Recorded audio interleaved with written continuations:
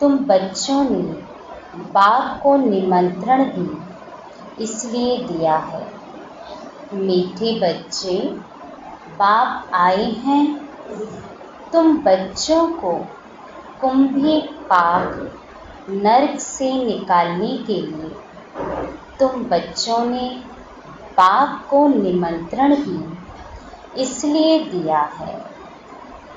आज का बाबा का प्रश्न है, तुम बच्चे बहुत बड़े ते बड़े कारीगर हो। तुम बच्चे बहुत बड़े ते बड़े कारीगर हो। कैसे? तुम्हारी कारीगरी क्या है? तुम बच्चे बहुत बड़े ते बड़े कारीगर हो। कैसे? तुम्हारी कारीगरी क्या है?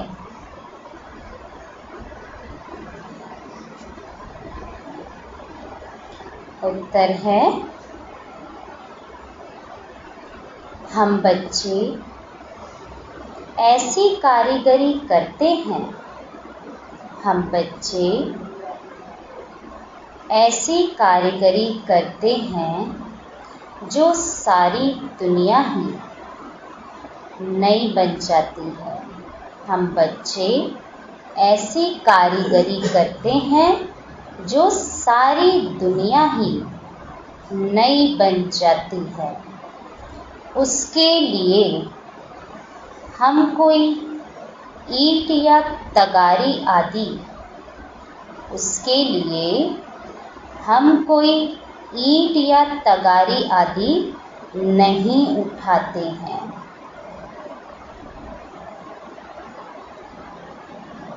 लेकिन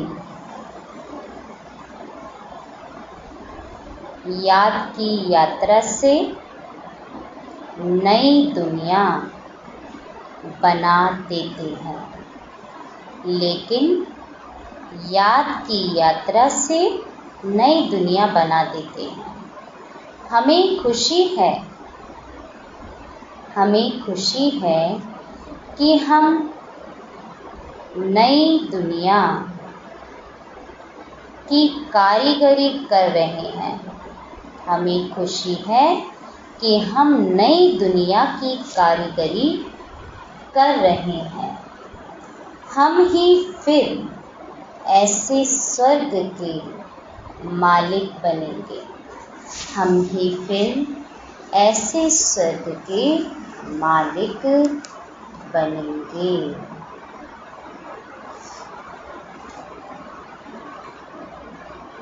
ओम शांति। मीठे मीठे रूहानी बच्चों प्रति रूहानी बाप समझाते हैं, तुम जब अपने अपने गांव से निकलते हो तो यह बुद्धि में रहता है कि हम जाते हैं शिव बाबा की पाठशाला में। शिव बाबा की पाठशाला में। ऐसे नहीं कि कोई साधु संत आदि का दर्शन करने व शास्त्र आदि सुनने आते हैं। तुम जानते हो, हम जाते हैं शिव बाबा के पास। दुनिया के मनुष्य तो समझते हैं शिव ऊपर में रहते हैं। वह जब याद करते हैं तो आंखें खोलकर नहीं बैठते। तो मुख्य अंतर आंखें खोलकर बैठना है। वह आंख बंद कर ध्यान में बैठते हैं। शिवलिंग जो देखा हुआ होता है, भल शिव के मंदिर में जाएंगे तो भी शिव को याद करेंगे तो ऊपर में देखेंगे वह मंदिर याद आएगा। जब ऊपर में याद करते हैं तो क्या मंदिर आएगा या फिर ऊपर ही देखते हैं? तो ऊपर देखते हैं तो मंदिर कहाँ से हो सकता है? साकार दुनिया में होता है मंदिर। तो कई फिर आंखें बंद कर बैठते हैं, समझते हैं दृष्टि कहाँ भी नाम रूप में अगर जाएगी तो हमारी साधना टूट जाएगी। तो सोचते हैं कि आंखें खोलकर अगर बैठेंगे तो इधर उधर दृष्टि चली जाएगी। इसी वजह से वो आंख बंद करके बैठते हैं, परंतु फिर भी जो ध्यान है एकाग्र नहीं हो पाता।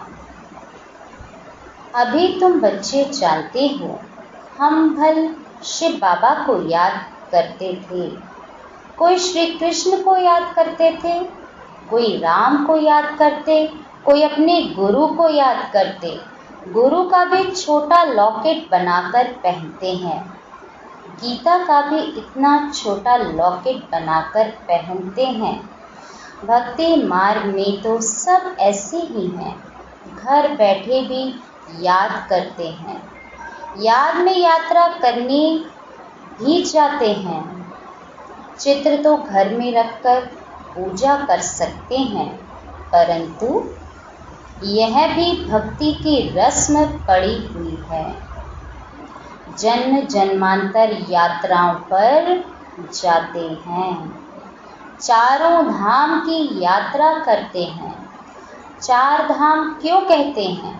चार धाम क्यों कहते हैं? कहते हैं हमें पता है, पर क्यों कहते हैं? चार दिशाएं मुख्य होती है ना, ईस्ट, वेस्ट, नॉर्थ, साउथ। फिर उसमें भी और सब डायरेक्शंस होते हैं, परंतु जो मुख्य चार दिशाएं होती हैं, तो चारों का चक्र लगाते हैं, चारों दिशाओं। भक्ति मार्ग जब शुरू होता है तो पहले एक की भक्ति की जाती है, उसको कहा जाता है अव्यभिचारी भक्ति। तो जब भक्ति द्वापर युग से शुरू होती है तो एक की भक्ति शुरू होती है, जिसको अव्यभिचारी भक्ति कहते हैं। सतो प्रधान थी, अभी तो इस समय है तमो प्रधान। भक्ति भी व्यभिचारी अनेकों को याद करते रहते हैं, तो एक से धीरे धीरे आगे बढ़ते बढ़ते अनेकता में आ गए। तमो प्रधान 5 तत्वों का बना हुआ शरीर, उनको भी पूजते हैं। तो गोया तमो प्रधान भूतों की पूजा करते हैं, परंतु इन बातों को कोई समझते थोड़े ही हैं। भल यहाँ बैठे हैं, परंतु बुद्धि योग कहाँ भटकता रहता है। मुख्य क्या है? बुद्धि का योग। यहाँ तो तुम बच्चों को आंखें बंद कर शिव बाबा को याद नहीं करना है। जानते हो, बाप बहुत बहुत दूर देश का रहने वाला है। वह आकर बच्चों को श्रीमत देते हैं। श्रीमत पर चलने से ही श्रेष्ठ देवता बनेंगे। देवताओं की सारी राजधानी स्थापन हो रही है। तुम यहाँ बैठे अपना देवी देवताओं का राज्य स्थापन करते हो। बाबा कहते हैं कि तुम यहाँ बैठे अपना देवी देवताओं का राज्य स्थापन करते हो। पहले तुमको पता थोड़े ही था वह कैसे स्थापन होता है, अभी जानते हो। बाबा हमारा बाप भी है, टीचर बनकर पढ़ाते हैं और फिर साथ में भी ले जाएंगे, सदगति करेंगे। गुरु लोग किसकी सदगति नहीं करते हैं, यहाँ तुमको समझाया जाता है। यह एक ही बाप टीचर सतगुरु है। बाप से वर्षा मिलता है। सतगुरु पुरानी दुनिया से नई दुनिया में ले जाएंगे। इन सब बातों को बूढ़ी बूढ़ी माताएं तो समझ न सके। उन्हों के लिए मुख्य बात है अपने को आत्मा समझ शिव बाबा को याद करना है। हम शिव बाबा के बच्चे हैं, हमको बाबा स्वर्ग का वर्षा देंगे। बूढ़ी माताओं को फिर ऐसे ऐसे तोतली भाषा में बैठ समझाना चाहिए। यह तो हर एक आत्मा का हक है बाप से वर्षा लेना। किस भी आयु, किसी भी वर्ग का कैसा भी व्यक्ति हो,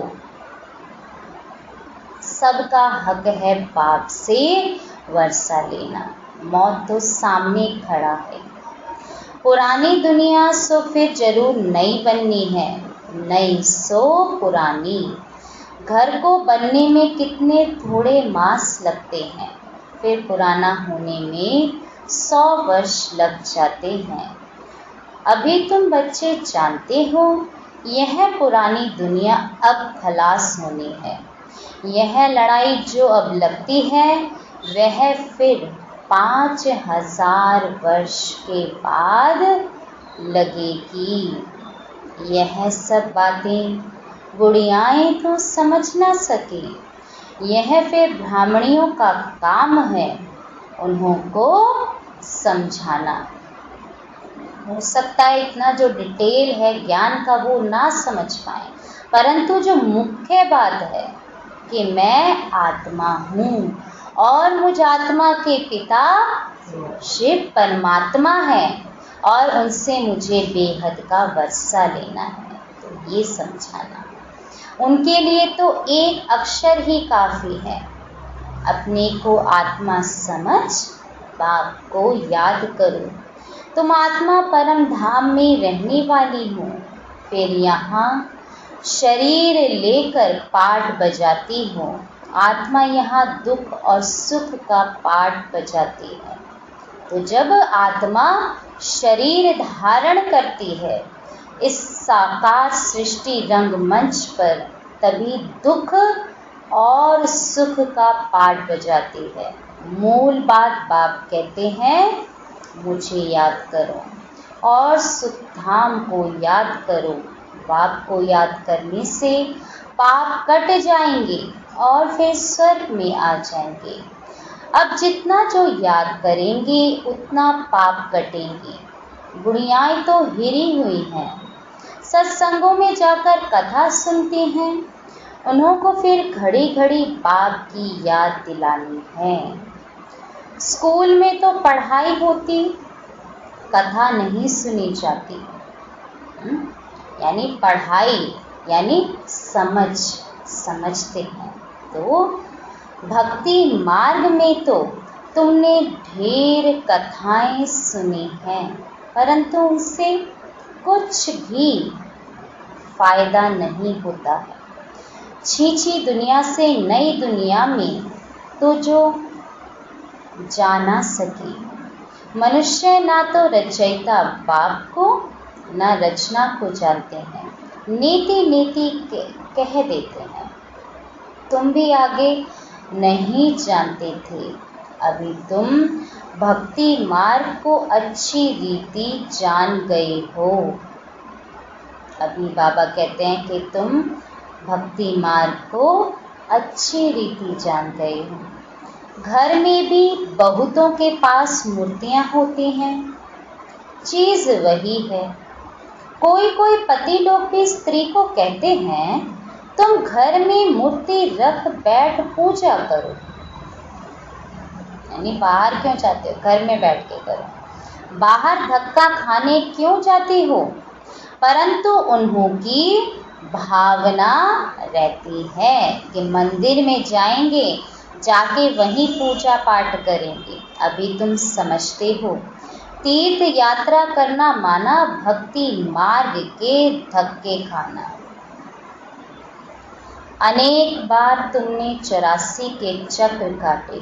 सतयुग त्रेता में तो कोई यात्रा नहीं होती, वहाँ कोई मंदिर आदि होता नहीं। वहाँ तो स्वयं चैतन्य देवी देवता हैं, तो वहाँ मंदिर नहीं होता।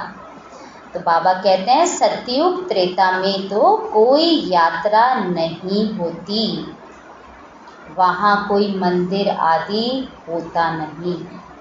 यह यात्राएं आदि सब भक्ति मार्ग में ही होती हैं।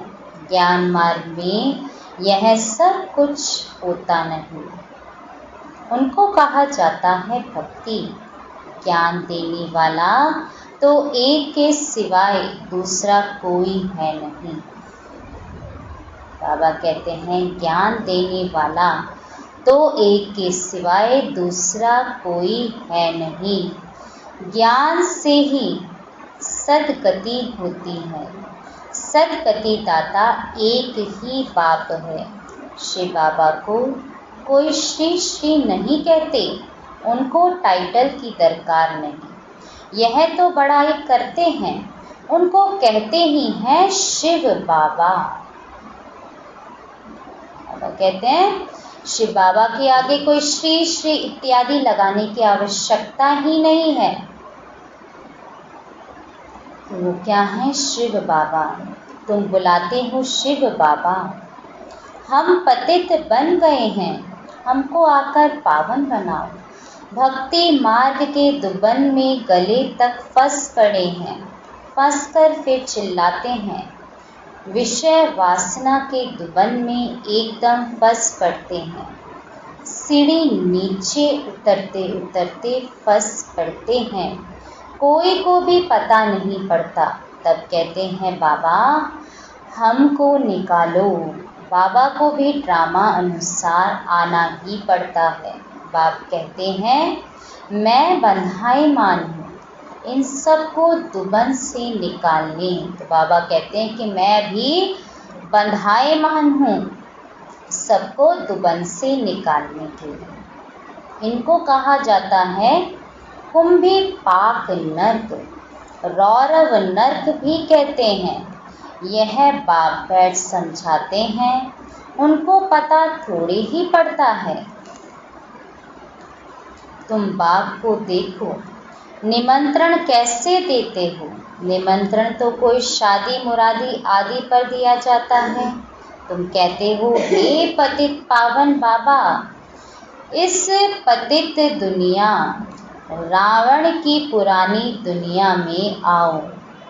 हम गले तक इसमें फंसे हुए हैं, सिवाय बाप के और तो कोई निकाल ना सके।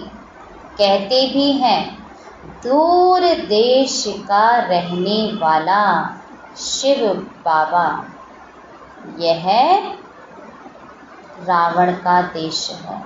सबकी आत्मा तमो प्रधान हो गई है, इसलिए बुलाते भी हैं कि आकर पावन बनाओ। पतित पावन सीताराम ऐसे गाते चिल्लाते हैं। ऐसे नहीं कि वह पवित्र रहते हैं। यह दुनिया ही पतित है, रावण राज्य है, इनमें तुम फंस पड़े हो। फिर यह निमंत्रण दिया है बाबा आकर हमको कुंभी पाक नर्क से निकालो। तो बाप आए हैं। कितना तुम्हारा ओबीडिएंट सर्वेंट है। ड्रामा में अपार दुख तुम बच्चों ने देखे हैं। टाइम पास होता जाता है, एक सेकंड ना मिले दूसरे से।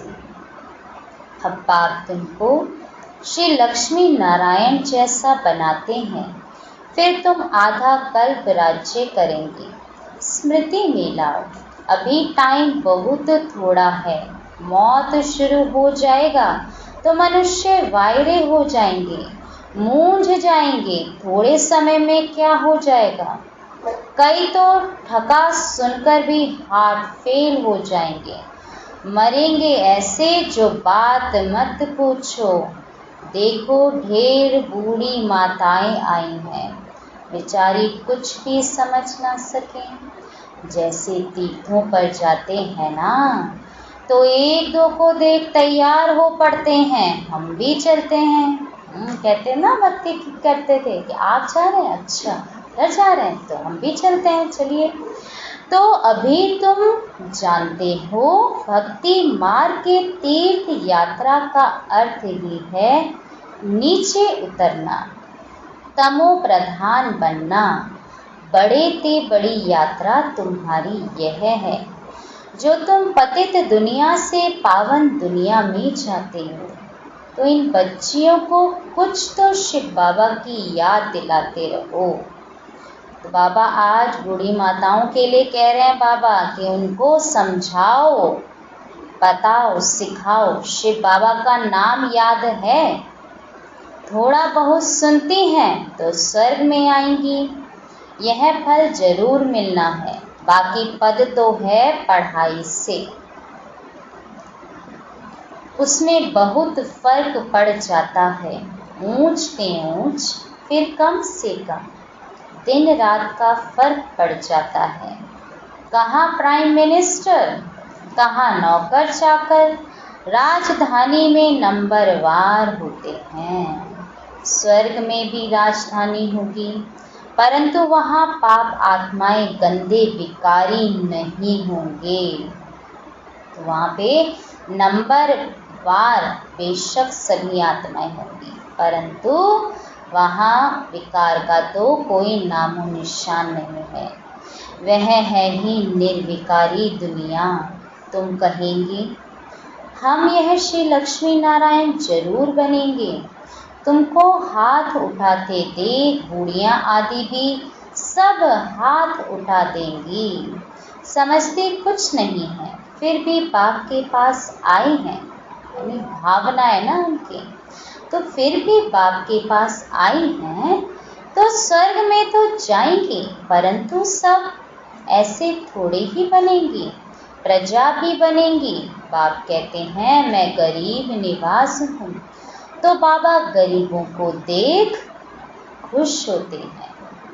भल कितने भी बड़े ते बड़े साहूकार पदमपति हैं, उनसे भी यह ऊंच पद पाएंगे 21 जन्मों के लिए। तो बाबा कहते हैं कोई कितने भी बड़े ते बड़े पदमपति लखपति कितने भी साहूकार हैं, उनसे भी ये ऊंच पद पाएंगे। कब तक? 21 जन्मों तक। यह भी अच्छा है। बुढ़ियाँ जब आती हैं तो बाप को खुशी होती है, फिर भी श्री कृष्णपुरी में तो जाएंगी ना। यह है रावणपुरी, जो अच्छी रीति पढ़ेंगे तो श्री कृष्ण को भी गोद में झुलाएंगे। प्रजा थोड़ी ही अंदर आ सकेगी। तो बाबा कहते हैं प्रजा थोड़ी ही अंदर आ सकेगी, वह तो कभी करके दीदार करेगी।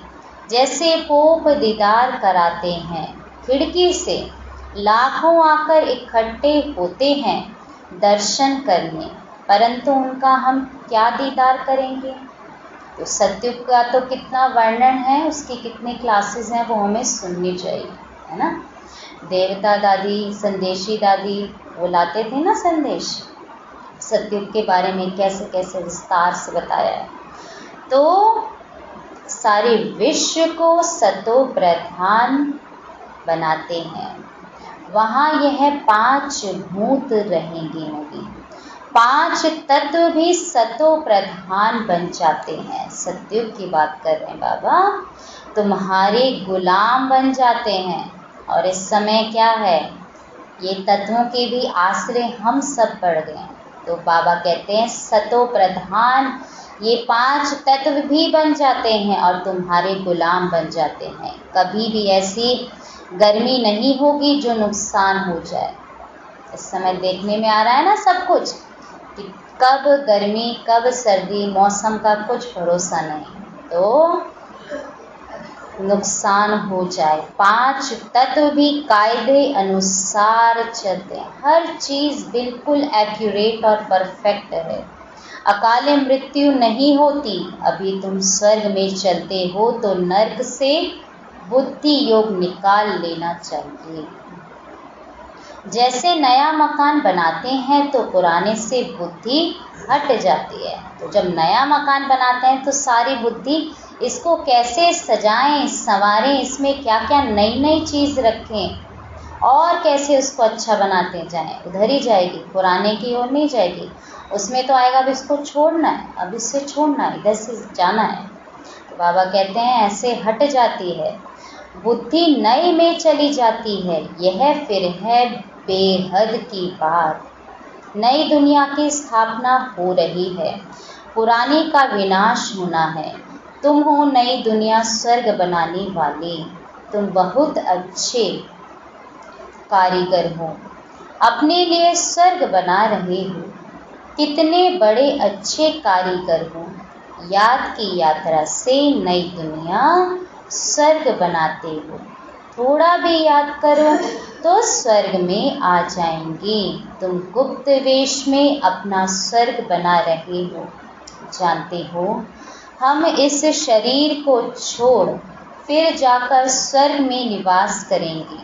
तो ऐसे बेहद के पाप को भूलना नहीं चाहिए। अभी तुम स्वर्ग में जाने के लिए पढ़ रहे हो। अपनी राजधानी स्थापन करने के लिए पुरुषार्थ कर रहे हो। यह रावण की राजधानी खलास हो जानी है तो अंदर में कितनी खुशी होनी चाहिए। हमने यह स्वर्ग तो अनेक बार बनाया है, राजाई ली फिर गंवाई है। यह भी याद करो तो बहुत अच्छा, क्योंकि बुद्धि की जो डोर है वो तो जाएगी ना नई दुनिया तरफ। तो बाबा कहते हैं यह याद करो तो भी अच्छा। हम स्वर्ग के मालिक थे, बाप ने हमको ऐसा बनाया था। बाप को याद करो तो तुम्हारे पाप भस्म होंगे। कितना सहज रीति तुम स्वर्ग की स्थापना कर रहे हो। पुरानी दुनिया के विनाश के लिए कितनी चीज़ें निकलती रहती हैं। कुदरती आपदाएं, मूस यानी मिसाइल्स आदि द्वारा सारी पुरानी दुनिया खत्म होगी। अब बाप आए हैं तुमको श्रेष्ठ मत देने, श्रेष्ठ स्वर्ग की स्थापना करने। अनेक बार तुमने यह स्थापना की है तो बुद्धि में याद रखना चाहिए। अनेक बार राज्य लिया फिर गंवाया है। यह बुद्धि में चलता रहे और एक दो को भी यह बातें सुनाओ। दुनियावी बातों में समय नहीं गंवाना चाहिए। बाप को याद करो, सदर्शन चक्रधारी बनो। यहाँ बच्चों को अच्छी रीति सुनकर फिर बहुत उगारना है, सिमरण करना है। बाबा ने क्या सुनाया। श्री बाबा और वर्षे को तो जरूर याद करना चाहिए। बाप हथेली पर बहिष्ट ले आए हैं, पवित्र भी बनना है। पवित्र नहीं बनेंगे तो सजा खानी पड़ेगी, पद भी बहुत छोटा पा लेंगे। स्वर्ग में ऊंच पद पाना है तो अच्छी रीति धारणा करो। बाप रास्ता तो बहुत सहज बताते हैं। बाबा ने आखिर में कह दिया कि बाबा रास्ता तो बहुत सहज बताते हैं। अच्छा, मीठे मीठे सिकीलदे बच्चों प्रति माता पिता बाप दादा का प्यार और गुड मॉर्निंग। रूहानी बाप की रूहानी बच्चों को नमस्ते। रूहानी बच्चों की रूहानी माता पिता बाप दादा को याद प्यार और नमस्ते नमस्ते नमस्ते। शांति। क्या बताया बाबा ने आज? बाबा हमें कुंभ पार नर्क से निकालने के लिए अर्थात पतित से पावन बनाने के लिए आए हैं। बाबा कहते हैं इसके लिए मैं भी बंधायमान हूँ। और बूढ़ी माताओं के लिए बोला आज तो बाबा ने कहा जो बूढ़ी माताएं आती हैं वो इतना ज्ञान नहीं समझ पाती, तो बाबा कहते हैं कि आपका फर्ज बनता है उनको समझाना। स्वर्ग में तो फिर भी जाएंगी ना, क्योंकि भावना है। बाप को याद तो करती हैं, मुख्य मैं आत्मा हूँ, मुझ आत्मा के पिता परमात्मा है और स्वर्ग नई दुनिया में मुझे जाना है ये, और मैं परम धाम की रहने वाली आत्मा हूँ। और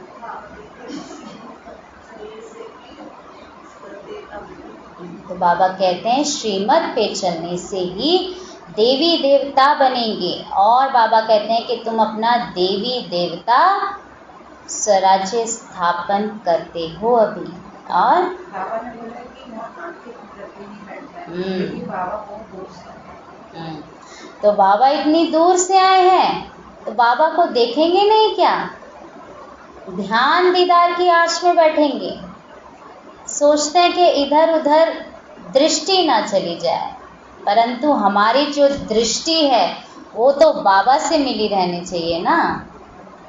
मैं आत्मा हूँ, मुझ आत्मा के पिता परमात्मा है और अन्य आत्मा है। बाबा ने कहा ये पक्का करना है। और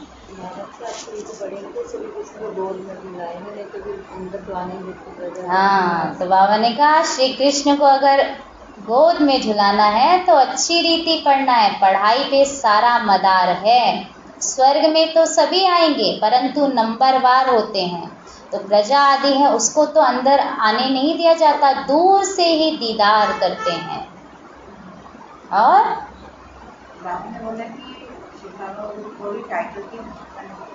तो श्री श्री कहते हैं, तो बाबा कहते हैं शिव बाबा को कोई टाइटल की आवश्यकता नहीं है, वो तो है ही एक शिव बाबा। और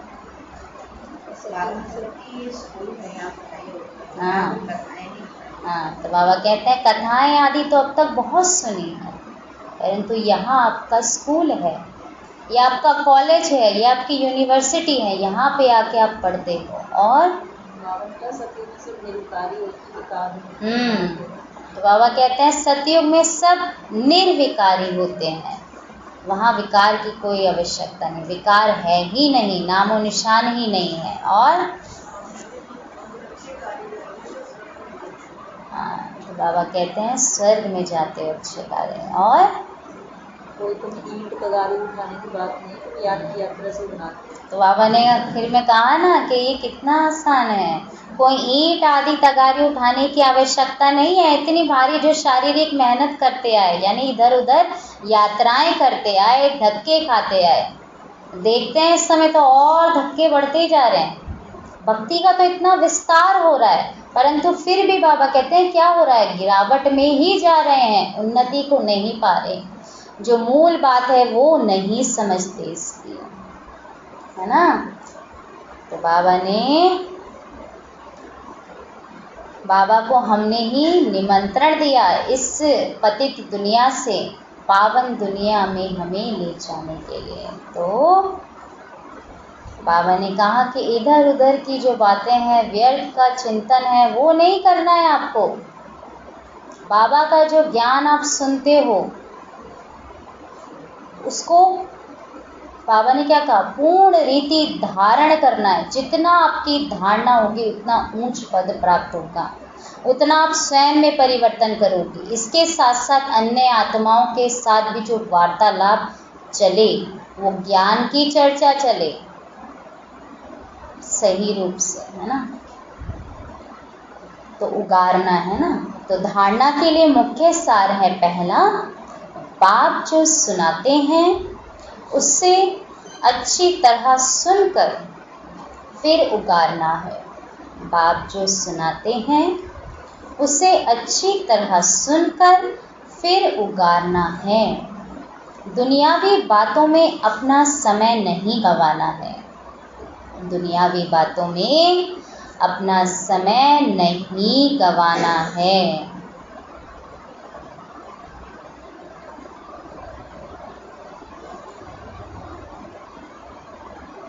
दूसरा है बाप की याद में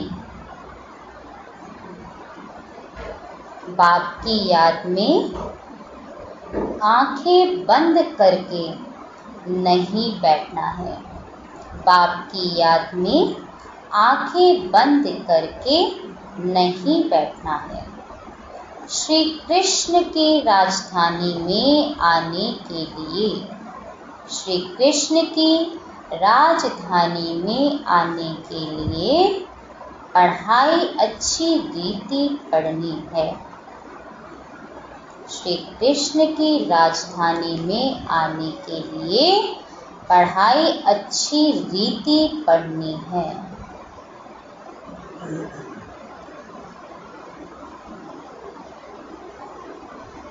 आज का बाबा का वरदान है, मन बुद्धि को झमेलों से किनारे कर, मन बुद्धि को झमेलों से किनारे कर, मिलन मेला मनाने वाले। मन बुद्धि को झमेलों से किनारे कर, मिलन मेला मनाने वाले, झमेला मुक्त भव। मन बुद्धि को झमेलों से किनारे कर, मिलन मेला मनाने वाले, झमेला मुक्त भव। विस्तार है। कई बच्चे सोचते हैं यह झमेला पूरा होगा तो हमारी अवस्था व सेवा अच्छी हो जाएगी। तो बाबा ने बच्चों की बात बता दी। कई बच्चे सोचते हैं यह झमेला पूरा होगा तो हमारी अवस्था व सेवा अच्छी हो जाएगी। ये सोचते हैं बाबा के बच्चे, लेकिन झमेले पहाड़ के समान हैं। पहाड़ नहीं हटेगा, लेकिन जहाँ झमेला हो वहाँ अपने मन बुद्धि को किनारे कर लो। बाबा कहते हैं ये झमेले क्या हैं? ये तो पहाड़ हैं, यह नहीं हटेगा। जहाँ झमेला हो वहाँ अपने मन बुद्धि को किनारे कर लो, या उड़ती कला से झमेले के पहाड़ के भी ऊपर चले जाओ तो पहाड़ भी आपको सहज अनुभव होगा। झमेलों की दुनिया में झमेले तो आएंगे ही, तो जाहिर सी बात है झमेलों की दुनिया में तो झमेले आएंगे ही। आप मुक्त रहो तो मिलन मेला मना सकेंगे। स्लोगन है, इस बेहद नाटक में हीरो पार्ट बजाने वाले ही।